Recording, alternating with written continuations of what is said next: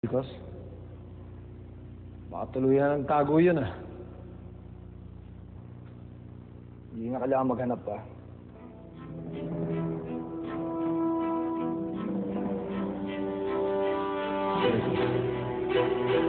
Ito mo anong kailangan niyo sa akin eh. Gusto ko talagang pabagsakin si Angelica. Inuugaling kumanta sa pulis. Hindi ako traidor. Buhay ko na yung nakasalalay. Ang usapan na yun. Sabi niya na yung pulis. Hindi sa kanila. Hanap nila yung star witness mo.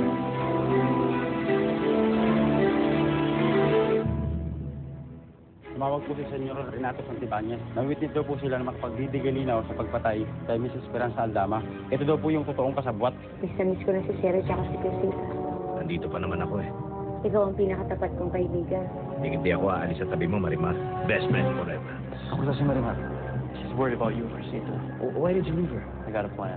I'm gonna help you get to her. How?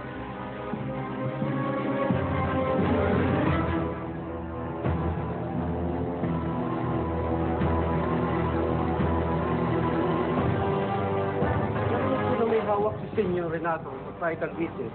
Sigurado ako na si Carlitos ang tinutukoy ni Renato. Kung hindi po si Miss Bella Aldama ang pumatay, sino po ang pumatay? Kailangan ko makaisip ng paraan kung paano ko malulusipan ang gusto ito.